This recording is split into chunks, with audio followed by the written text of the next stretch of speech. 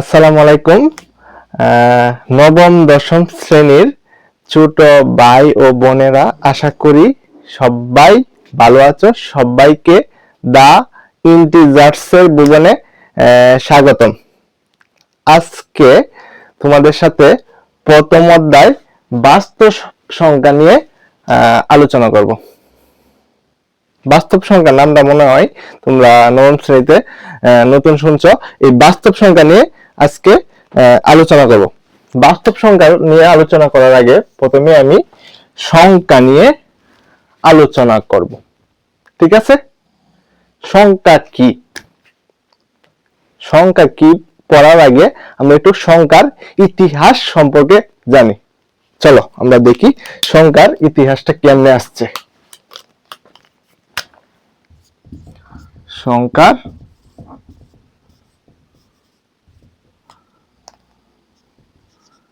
ইতিহাস।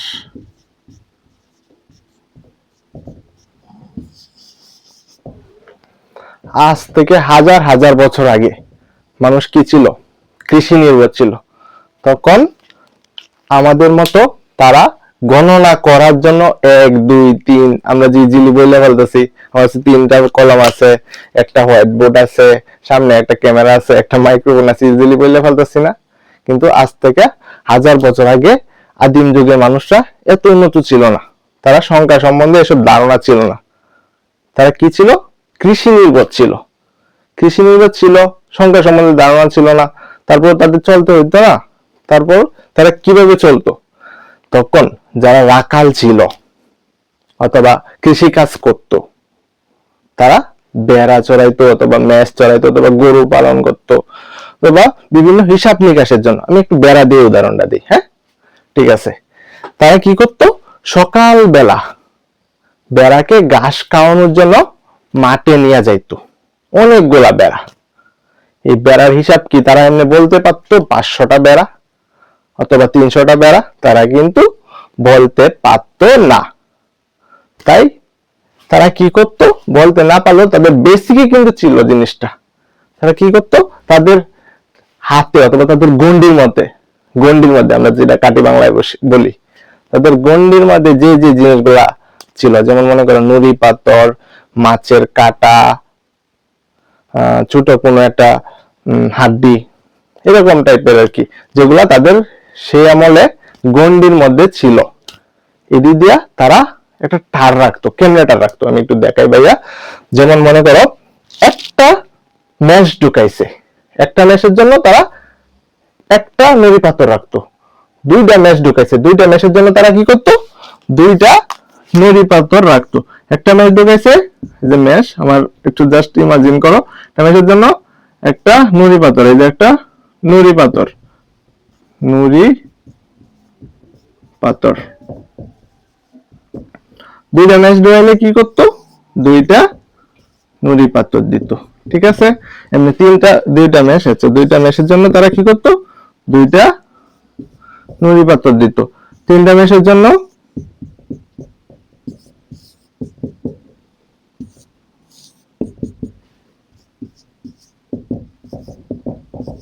3টা নুড়ি পাথর দিত। এমনি দিতে দিতে যে সময় 1000টা মেষ আসতো, 1000টা নুড়ি পাথর দিতে হইতো। ঠিক আছে? আবার ঘাস খাওয়ানো শেষ হয়ে গেলে বিকাল বেলা যখন তারা এই মেষগুলা অথবা বেড়াগুলা বাড়িতে নিয়ে আসবে, তখন সেম কাজ করতে হইতো। তারা দেখতো, এমনি হিসাব করতো, একটা বেড়া বাইর করতো মাঠ থেকে, আর একটা নুড়ি পাথর সরাই দিত যেখানে রাখছে নুড়ি পাথর গুলা। সকালবেলা এন থেকে একটা নুড়ি পাথর সরাই দিত। 2টা মেষ বাইর করতো, 2টা নুড়ি পাথর সরাই দিত।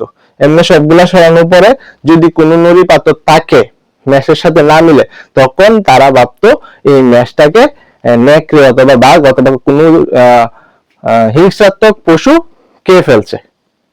ঠিক আছে? এমনি কিন্তু হিসাব করতো। এটা আজ থেকে হাজার বছর আগে রাখালদের আলাপ করতেছি আমি।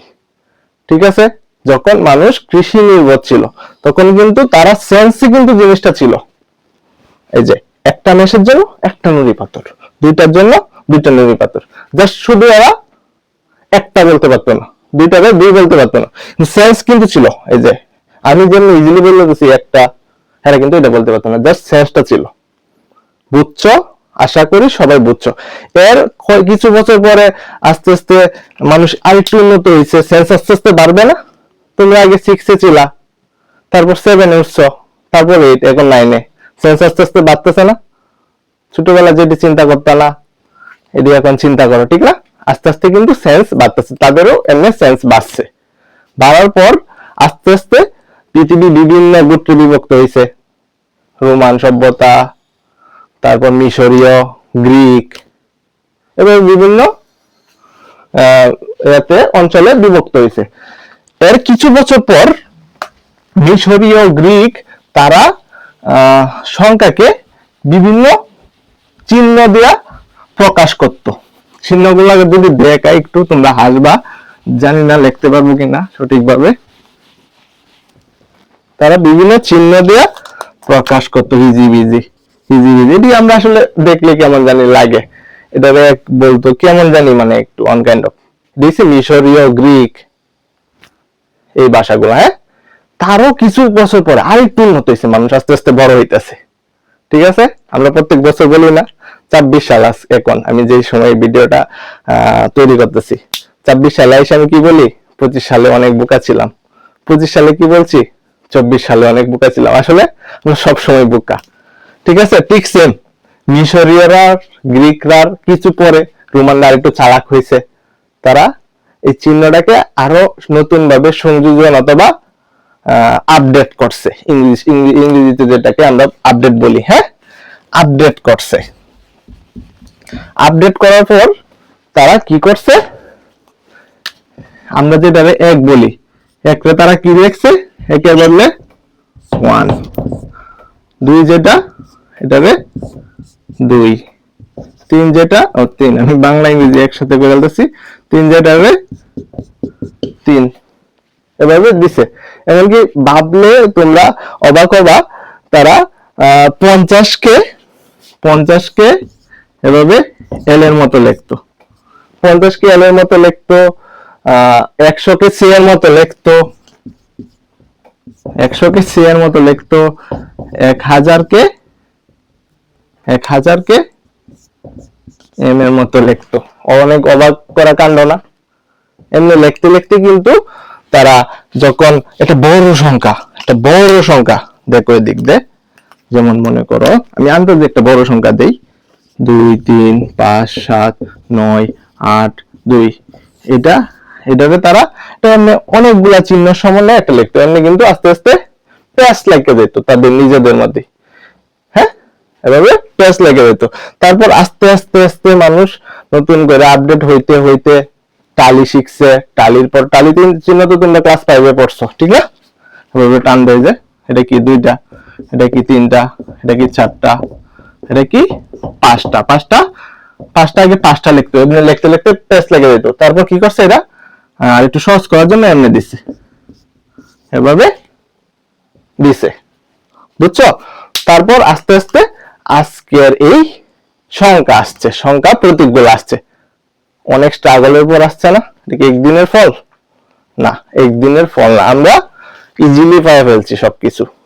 এখন আজকের এই সংখ্যা প্রতীক আসার পর প্রযুক্তি অনেক দিন নিয়ে গেছে। এখন আমরা সংখ্যা প্রতীকও লাগে না, এখন ডেসিমাল, অক্টাল, হেক্সাডেসিমাল। ক্লাস ইন্টারে উঠলে তোমরা এগুলো পাবা আইসিটি তে, ঠিক আছে? কম্পিউটারের ভাষা, ইজিলি এখন যে কোনো হিসাব নিকাশ করা যায়। আগে জাস্ট খালি কয়টা ম্যাচ ঢুকছে, কয়টা ম্যাচ বাইরেছে, এটা হিসাব করতেই কিন্তু ধম বাইরে যেত।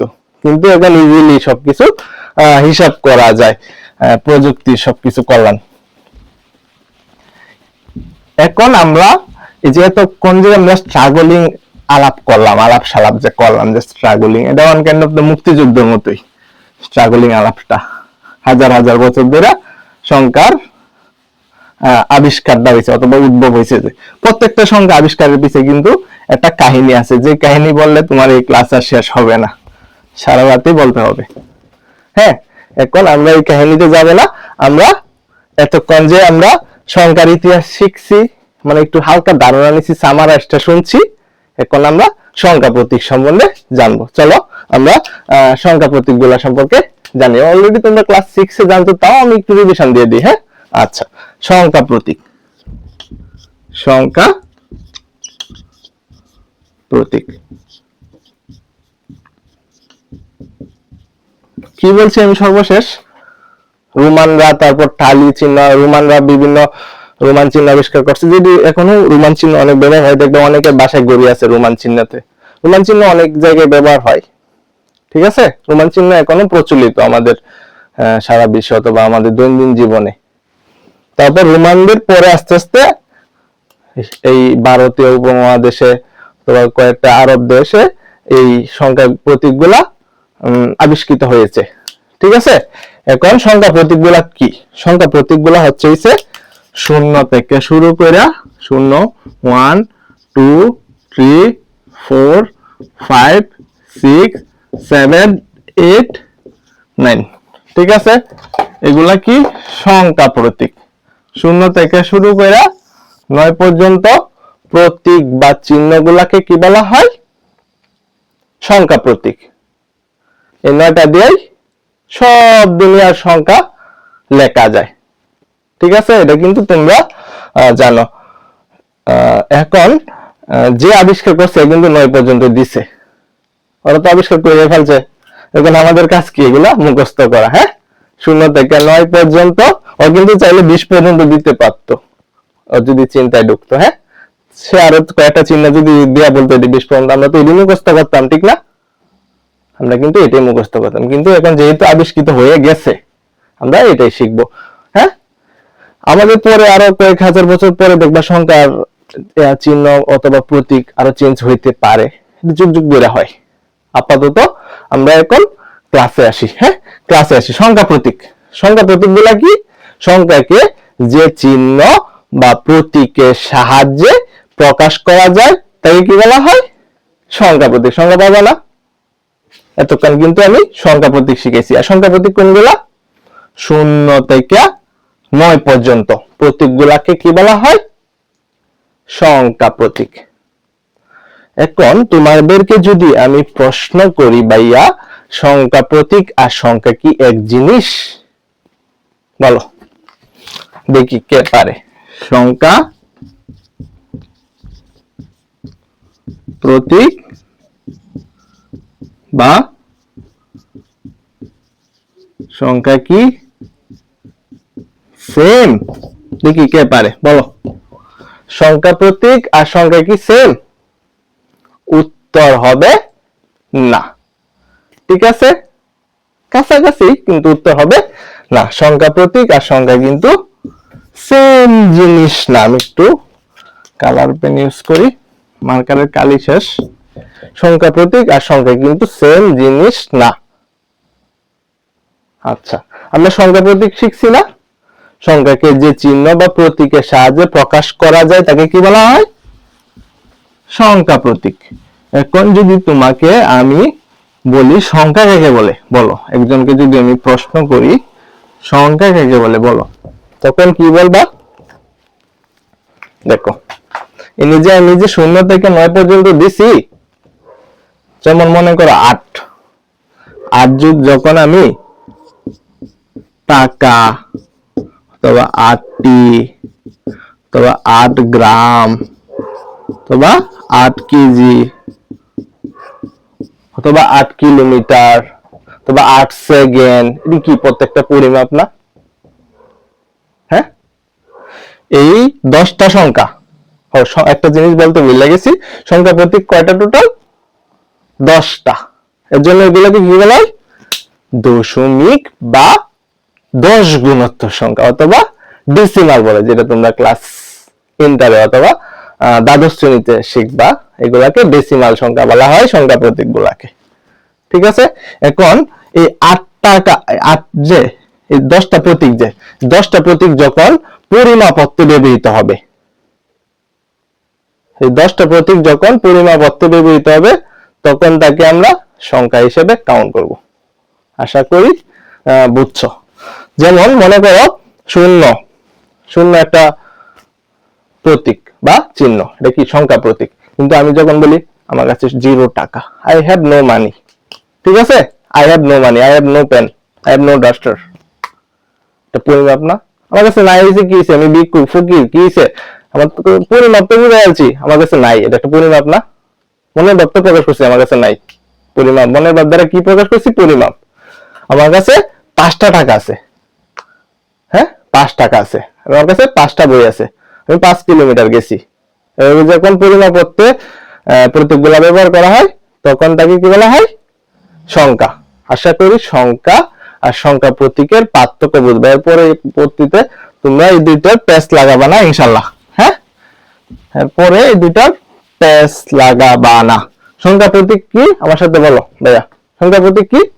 0 থেকে 9 পর্যন্ত, এটি কি? সংখ্যা প্রতীক। এটা আমরা সংখ্যায় কিভাবে রূপান্তর করব, মানে প্রকাশ করব? সংখ্যাকে যে চিহ্ন বা প্রতীকের সাহায্যে প্রকাশ করা যায় তাকে কি বলা হয়? সংখ্যা প্রতীক। আর যদি আমি তোমাকে সংখ্যা বলি, সংখ্যার সংজ্ঞা বলি, কি হবে? সংখ্যা প্রতীকগুলো যখন পরিমাপত্তে ব্যবহৃত হয় তখন তাকে সংখ্যা বলে, হ্যাঁ? দেখো আমি বাস্তব সংখ্যা থেকে কই চলে গেছি, বেসিক নিয়ে আলোচনা করতে করতে, যদিও চাইতেছি ক্লাসটা তাড়াতাড়ি শেষ করতে, তাও একটু রিভিশন দিতেছি আর কি। তোমরা বিগত বছর অথবা বিগত ক্লাসে কি কি পড়ছো তা জাস্ট একটু রিভিশন দিতেছি, হ্যাঁ? এখন সংখ্যা তো বুঝছো সবাই, তাহলে সংখ্যা তো আমরা এগুলা কি বলতে পারি? 0 থেকে 9 পর্যন্ত বলতে পারি না? জাস্ট পরিমাপ করতে ব্যবহৃত হইব, তাহলে সংখ্যা হয়ে যাব, হ্যাঁ? এই প্রতীকগুলা যখন পরিমাপ করতে ব্যবহৃত হবে তখন তাকে কি বলা হয়? সংখ্যা বলা হয়। এখন তোমরা শিখবা হচ্ছে এই সংখ্যার মধ্যে সার্থক সংখ্যা বললে একটা সত্য আছে, সংজ্ঞা আছে, সার্থক সংখ্যা। সার্থক সংখ্যা বললে একটা সংজ্ঞা আছে। সার্থক সংখ্যা কোনটা? দেখো, যেটা যে সংখ্যা সার্থ আছে এটাই তো সার্থক সংখ্যা, হ্যাঁ ঠিক না? সংজ্ঞার শব্দ শুনে তো এটাই মনে হইতেছে, যে সংখ্যার সার্থ আছে এটাই কি? সার্থক সংখ্যা। দেখো এনে 1 থেকে 9 পর্যন্ত প্রত্যেকটার কি একটা নিজস্ব স্বার্থ আছে অথবা নিজস্ব মান আছে। নিজস্ব মান কিন্তু সবগুলো আছে, কিন্তু এই দুইটার একটা আছে, সার্থক আছে। কিন্তু শূন্য কি? শূন্য দেখো, শূন্য কি একা কোনো দাম আছে? আমি যদি 0 লিখি তোমার কাছে 0 টাকাটাকে কেউ দাম দিবা? তোমরা দাম দিবা? দাম কিন্তু দিবা না, যতই বলো ভাই অনেক ভালো, ঠিক আছে? শূন্য কিন্তু কোনো দাম নাই, কিন্তু আমি যদি এটার সামনে 1 বসায় দিই একটু হলো দাম দিবা আগের তুলনায়, ঠিক না? যদি আরেকটা 2 বসাই আরেকটা দাম দিবা, বুঝছো? শূন্য একা কিন্তু কোনো দাম নাই, শূন্যের সামনে একটা চিহ্ন বসলে দাম আসে, ঠিক আছে? এর জন্য শূন্যকে কি বলা হয়? পরার্থক সংখ্যা, হ্যাঁ পরার্থক সংখ্যা। আর শূন্য বাদে বাকি 9টা সংখ্যাকে কি বলা হয়? সার্থক সংখ্যা। আশা করি সবাই বুঝছো। তার মানে সার্থক সংখ্যা কি? সার্থক সংখ্যা হচ্ছে লিখি যদি সার্থক সংখ্যা, শূন্য তো হবে না, শূন্য কি ভাইয়া? পরার্থক সংখ্যা। সার্থক সংখ্যা কোনগুলো? 1 2 3 4 5 6 7 8 9, ঠিক আছে? এরপরে আমরা শিখবো হচ্ছে স্বাভাবিক সংখ্যা। স্বাভাবিক সংখ্যা।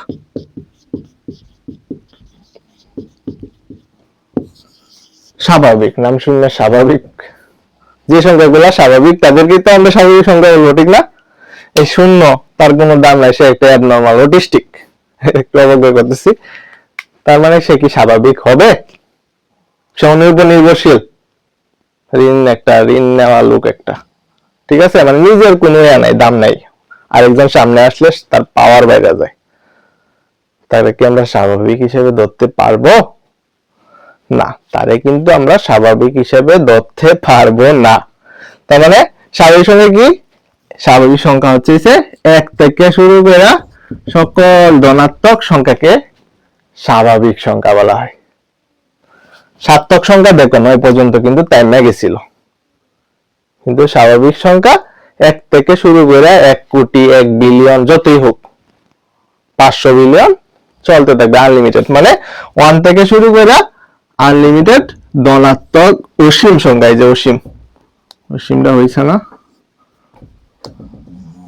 অসীম পর্যন্ত, হ্যাঁ, ধনাত্মক অসীম পর্যন্ত সংখ্যাকে কি বলা হয়? স্বাভাবিক সংখ্যা। তার মানে সবচেয়ে ছোট স্বাভাবিক সংখ্যা কোনটা বলতে পারবে না তোমরা? সবচেয়ে ছোট স্বাভাবিক সংখ্যা কিন্তু 1। সবচেয়ে ছোট স্বাভাবিক সংখ্যা 1। এতক্ষণ আমি তোমাদের ষষ্ঠ শ্রেণীতে কি পড়ছো, সপ্তম শ্রেণীতে কি পড়ছো, অষ্টম শ্রেণীতে কি পড়ছো এটি একটু যাযাবলা করছি, ঠিক আছে? এখন আমি একেবারে একচুয়াল নবম শ্রেণীতে ঢুকে যাব। একচুয়াল নবম শ্রেণীতে ঢুকে যাব। সংখ্যার ইতিহাস পড়ছি, অনেক কিছু পড়ছি। এখন আমরা দেখবো হচ্ছে যে সংখ্যা কত প্রকার।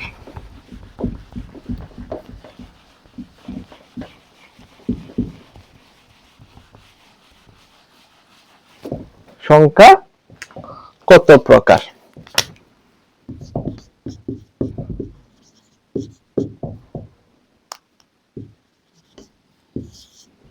সংখ্যা মূলত দুই প্রকার, ঠিক আছে? সংখ্যা মূলত দুই প্রকার। একটা হচ্ছে বাস্তব সংখ্যা, বাস্তব সংখ্যা, আরেকটা অবাস্তব, বা আরেকটা নাম হচ্ছে জটিল সংখ্যা, ঠিক আছে?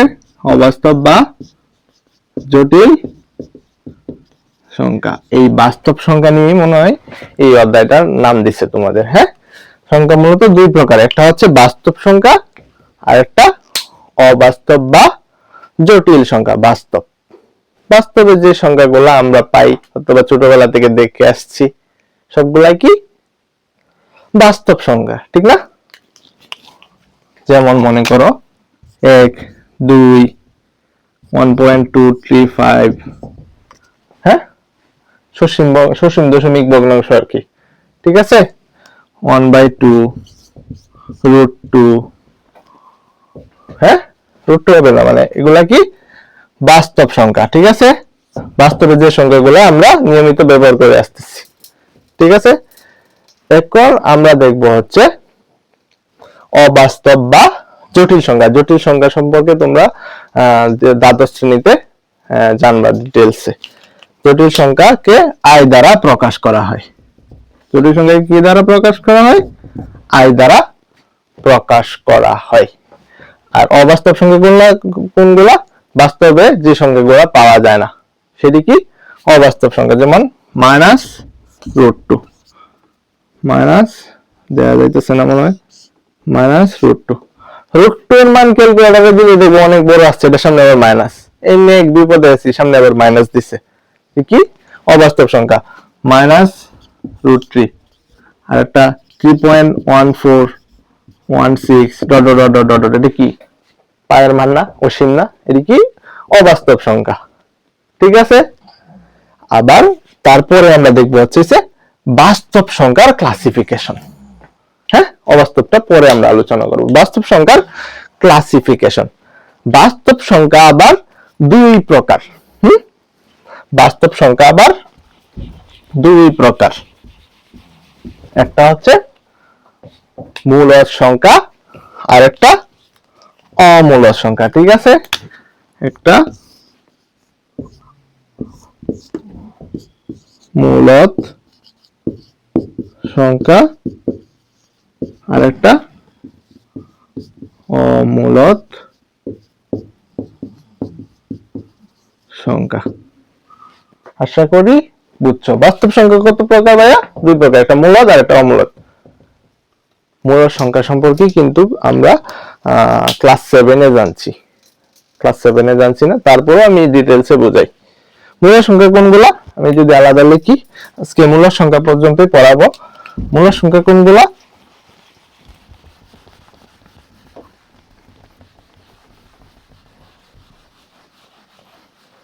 যে সংখ্যাকে p/q আকারে প্রকাশ করা যায় তাকে কি বলা হয়? মূলদ সংখ্যা। মূলদ সংখ্যা। যে সংখ্যাকে p/q আকারে প্রকাশ করা যায় তাকে কি বলা হয়?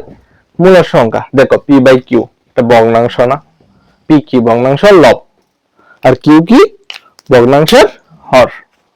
তার মানে কি যে সংখ্যাকে ভগ্নাংশ আকারে প্রকাশ করা যায় তাকেও কিন্তু আমরা মূলদ সংখ্যা বলতে পারি, পারি না ভাইয়া? তাকেও কিন্তু আমরা মূলদ সংখ্যা বলতে পারি। এখন পি এর মান কি ভাইয়া? পি এর মান হচ্ছে যে কোনো পূর্ণ সংখ্যা, যে কোনো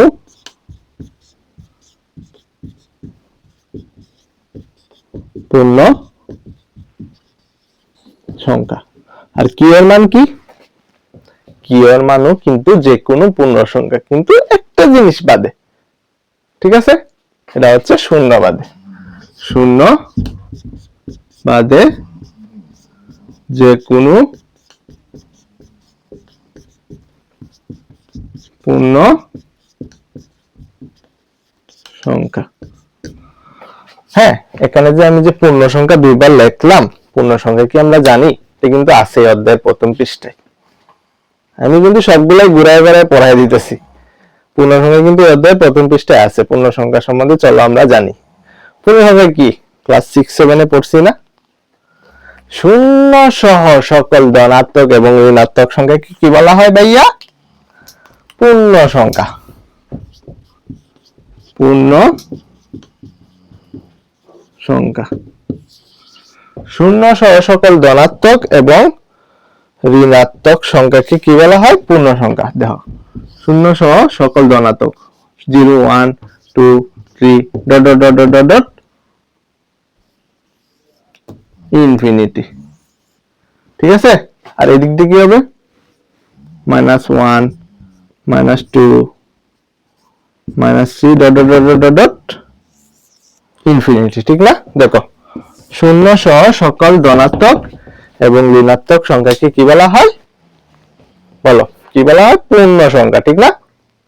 পূর্ণ সংখ্যা। এখন দেখো, পি এর মান কি হবে? যে কোনো পূর্ণ সংখ্যা, মানে পি এর মান ধনাত্মক হইতে পারে, ঋণাত্মক হইতে পারে, শূন্য হইতে পারে, যে কোনো কিছু হইতে পারে। ভগ্নাংশের লবটা আর কি, পি তো লব। আর কিউ এর মান কি হবে? যে কোনো পূর্ণ সংখ্যা হবে, মাইনাসও হবে, প্লাসও হবে, কিন্তু শূন্য হবে না। যে কোনো পূর্ণ সংখ্যা হবে, শুধুমাত্র সে শূন্য হবে না। তাইলে কি হবে? মূলদ সংখ্যা হবে ভগ্নাংশটা। মূলদ সংখ্যার সংজ্ঞাটা বুঝছো? বুঝলে আমি একটু মূলদ সংখ্যা নির্ণয় হালকা একটু শিখাবো, যদি তোমরা ক্লাস 6-7 পড়ছো। মূলদ সংখ্যা চিনার প্রথমে একটা টাইপ দেখাই। প্রথম টাইপটা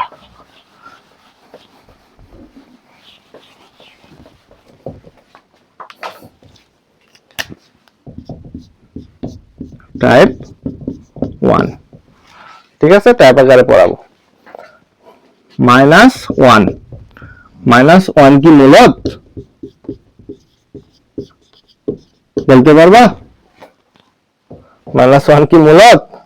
মূলদ বলো। হ্যাঁ, আমার এই ভিডিও যে করতেছে সে আমার স্টুডেন্ট, তারা জিজ্ঞেস করতেছে -1 কি মূলদ?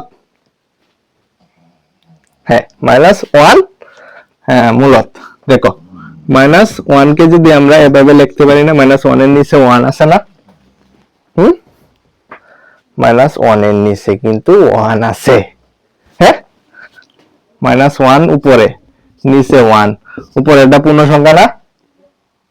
নিচেরটা তো পূর্ণ সংখ্যা, শূন্য বাদে যে কোনো পূর্ণ সংখ্যা না? নিচেরটা শূন্য তো লিখছি না, পাপ করছি কোনো? লিখলেই পাপ। তার মানে কি? -1 একটি মূলদ। পি বাই কিউ ক্রাইটেরিয়া মিলছে না?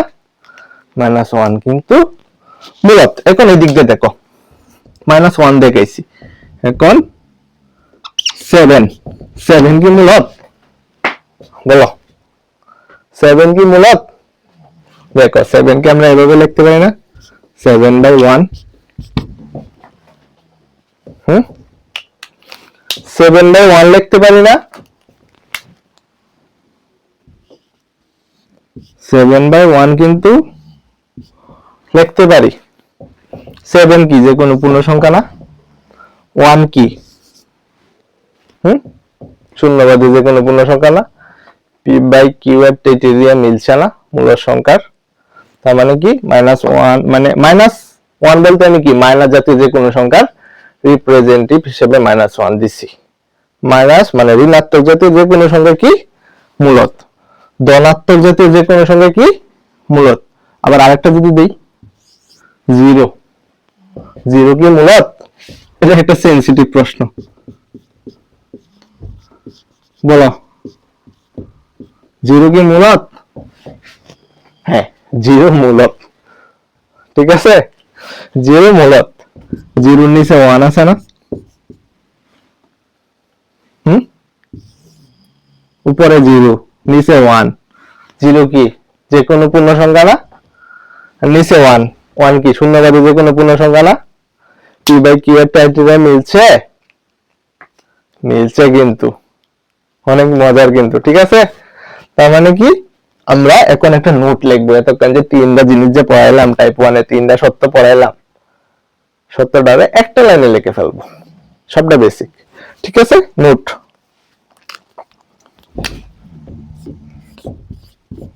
নোটটা কি? নোটটা হচ্ছে, দেখো এই তিনটা কি মাইনাস আছে, জিরো আছে, প্লাস আছে। তার মানে কি যে কোনো পূর্ণ সংখ্যাই হলো মূলদ সংখ্যা। ঠিক আছে, যে কোনো পূর্ণ সংখ্যাই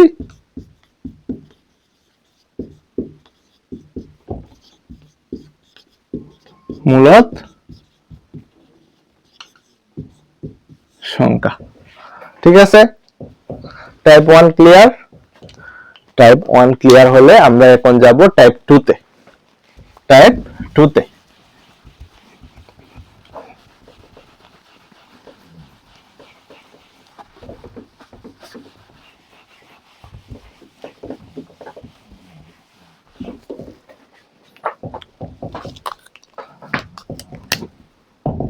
টাইপ 2, এটা একটু কনফিউশন মার্কার প্রশ্ন। 2/3 এটা কি মূলদ? একদম মূলদ। ঠিক আছে, কারণ উপরে কি পূর্ণ সংখ্যা, নিচেও পূর্ণ সংখ্যা, তার মানে এটা মূলদ না? মূলদ। ঠিক আছে, আচ্ছা এখন আরেকটু কঠিন করি। 0.579 এটা কি মূলদ? বলতাছো তোমরা, অনেকে বলবা ভাই এটা তো দশমিক, তাহলে মূলদ হবে কিভাবে? হ্যাঁ হ্যাঁ, এটা মূলদ। কেমনে মূলদ? দেখো মূলদের কি ছিল ক্রাইটেরিয়াটা? পি বাই কিউ আকারে প্রকাশ করা যায়। পি এর মান কি ছিল? যে কোনো পূর্ণ সংখ্যা। আর কিউ এর মান কি? শূন্য বাদে যে কোনো পূর্ণ সংখ্যা। এখন দেখো এটা হয় কিনা। আমরা ক্লাস 6-7 এ পড়ছি না, 0 পয়েন্ট তুলতে আমরা কি করব? ফার্স্টে সবটা লিখে ফেলবো, লেখার পরে কি করব? 1 দিয়া পয়েন্টের পরে যেটা সংখ্যা ওটা শূন্য দিব। কি মূলত হয়েছে? উপরে কি যে কোনো পূর্ণ সংখ্যা, নিচে কি 1000, 1000 কি শূন্য? শূন্যবাদী যে কোনো পূর্ণ সংখ্যা না? শূন্যবাদী কিন্তু যে কোনো পূর্ণ সংখ্যা, তার মানে এটা কি মূলত।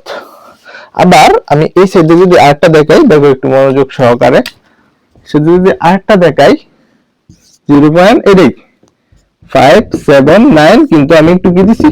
ডট ডট ডট ডট দিছি। মানে কি অসীম দশমিক, দেখিছিল সসীম। আমরা কিন্তু এর লিমিট জানি। 0.579 এর পরে টাইমে গেছে, মানে 9 পর্যন্ত টাইমে গেছে, 579 টাইমে গেছে, এর জন্য তিনটা সংখ্যা তিনটা শূন্য দিছি। তো এটা দেখো অসীম, অসীম না? আমরা কি এখন শূন্য কয়টা দিব জানি? উপরে আমরা লিখতে পারলাম 0.579 dot dot dot dot dot. তো নিচে কয়টা সংখ্যা হবে আমরা জানি? মানে কয়টা শূন্য হবে আমরা জানি? নিচে কিন্তু অসীম শূন্য হবে, আমরা জানি না। হ্যাঁ সরি, হ্যাঁ অসীম শূন্য। তাহলে কি এটা কি মূলদ সংখ্যা হবে? না, এটা কিন্তু মূলদ সংখ্যা হবে না। তার মানে আমরা কি সিদ্ধান্তে আসতে পারি? আমরা আসতে পারি, নোট যদি করি, নোট এটা কি অসীম দশমিকটা কি মূলদ হয়েছে? না। নোট কি হবে? যে কোনো সসীম দশমিক ভগ্নাংশই মূলদ সংখ্যা। ঠিক আছে, যে কোনো সসীম দশমিক ভগ্নাংশই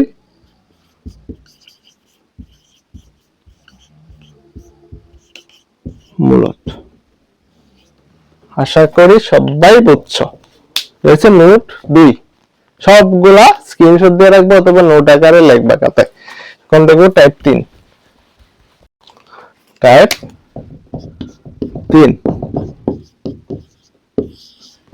3 কি? আচ্ছা, আমার একটা জিনিস লিখতে ভুল হয়ে গেছে, যে কোনো অসীম দশমিক ভগ্নাংশই মূলত, এটা লিখছি না আমি। আরেকটা জিনিস লেখার দরকার ছিল, অসীম দশমিক ভগ্নাংশগুলো অমূলত হওয়ার সম্ভাবনা বেশি, কিন্তু অমূলত যে হবে এটা কিন্তু সবসময় বলা যায় না। কেন বলা যায় না? এটা কিন্তু আমরা টাইপ 3 তে শিখবো। ঠিক আছে, টাইপ 3 তে শিখবো। দেখো 0.575757 dot dot dot dot dot dot dot. দেখো এটা কিন্তু একটা অসীম দশমিক, এটা কি মূলত? বলো, এটা কি মূলত? অনেকে বলবে না মূলত না, এটা অমূলত। দেখো এটাও কিন্তু একটা মূলদ সংখ্যা। কিভাবে?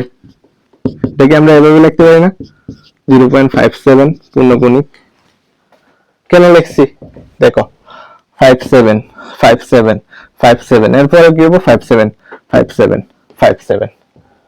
নির্দিষ্ট দ্বারা মানছে না, ঠিক same 0.798 dot dot dot dot. এটা বদলে আমরা কি লিখতে পারি? 0.798। নির্দিষ্ট দ্বারা মানছে না, নির্দিষ্ট দ্বারা পরে পর কিন্তু সে আবার আসিব ফিরে দান সিঁড়িটির তীরে, একটা কবিতা আছে না জীবনানন্দ দাশের, এর মতো অবস্থা হয়ে যায়। ঠিক আছে, আবার ফিরে আসতেছে। ঠিক আছে, তার মানে এটা কি? তারপর এটাই আমরা বাংলাতে পারি কিন্তু। ঠিক আছে, ক্লাস 9 এ শিখবা, এটি শিখাবো। এটা এরকম যদি একটা নির্দিষ্ট দ্বারা মানে, তাইলে এটা কিন্তু মূলত। কেন মূলত? এটাকে কিন্তু তারপর বাঙানো যায়। দেখো 57 হবে উপরে, 57 মানে পূর্ণপূর্ণিকটা আমরা সবটা লিখবো উপরে, সবটা লেখার পরে বিয়োগ পূর্ণপূর্ণিক ছাড়া যেটা আছে, যে সংখ্যা আছে পূর্ণপূর্ণিক ছাড়া কিন্তু কোনো সংখ্যাই নেই, জন্য বিয়োগ 0। কলমের কালি সমস্যা করতেছে। বিয়োগ 0। নিচে কি হবে? জয়টা পূর্ণপূর্ণিক, ওয়টা 9, 9। ঠিক আছে, তাহলে কি হয়? 97/99 হয় না? এটা একটা পূর্ণ সংখ্যা না, মূল সংখ্যা না? এটা কিন্তু একটা মূলদ সংখ্যা। ঠিক আছে, তার মানে আমরা কি সিদ্ধান্তে আসতে পারি? নোট কি লিখতে পারি? নোট কি লিখতে পারি?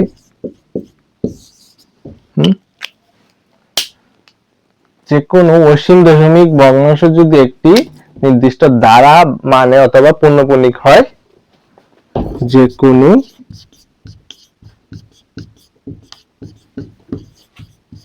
অসীম দশমিক ভগ্নাংশ যদি নির্দিষ্ট, দেখা যাইতেছে, আশা করি দেখা যাইতেছে না,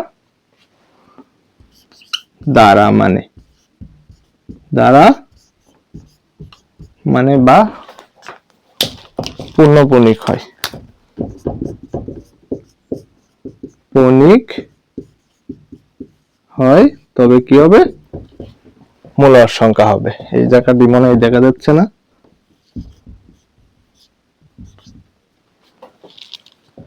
নির্দিষ্ট দ্বারা মানে তবে পূর্ণপূর্ণিক, দ্বারা মানে বা পূর্ণপূর্ণিক হয়, তবে কি হবে? মূলদ হবে।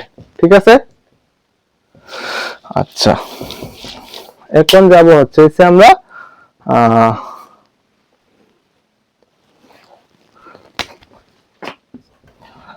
নির্দিষ্ট বানান মনে হয় দেখা যাচ্ছে না। আচ্ছা, এটি পরে দেয়া দিব না।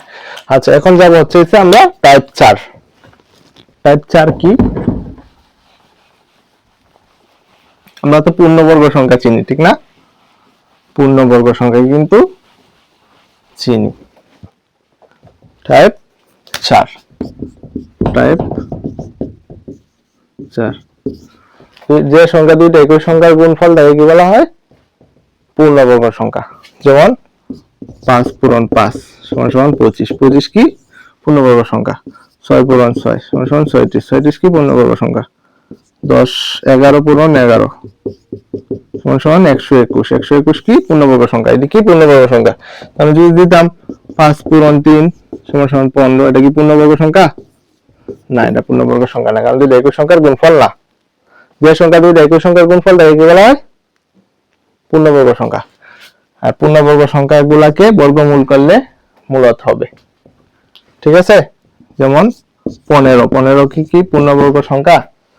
না, 15 দুইটা একই সংখ্যার গুণফল নয়, তাই এটাকে বর্গমূল করলে কি মূলত হবে না। দেখবে একটা দশমিক সংখ্যা আসছে। আবার এইগুলা যে দিছি পূর্ণবর্গ সংখ্যা 25, 25 কে বর্গমূল করলে দেখবে 5 হয়। কেমনে হয়? 5 পূরণ 5 সমান সমান 5 হবে, একটা উঠে যাবে। ঠিক আছে?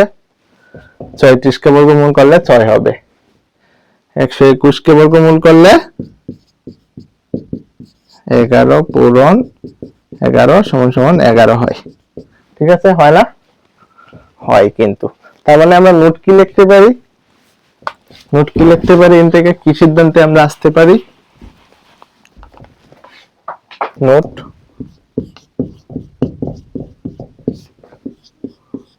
পূর্ণ বর্গ সংখ্যা গুলোকে বর্গ মূল করলে মূলত হয়। ঠিক আছে? মূলত সংখ্যা হয়। ঠিক আছে? মূলত সংখ্যা হয়। মূলত পারলে তোমরা অমূলত পারবা না। মূলদের বিপরীত কি? কিন্তু অমূলত সংখ্যা। ঠিক আছে? মূলদের বিপরীতেই অমূলত সংখ্যা। যেটি মূলত না এটি অমূলত সংখ্যা। হ্যাঁ, পরে মূলত আবার দুই ভাগে বিভক্ত। এগুলো আমরা পরবর্তী ক্লাসে অথবা পরবর্তী পর্বে জানবো। আশা করি আজকে সবগুলা টপিক বুঝছো। ডায়ন টিচার্স এর পাশে এতক্ষণ ধৈর্য ধরে থাকার জন্য সবাইকে ধন্যবাদ। আসসালামু আলাইকুম।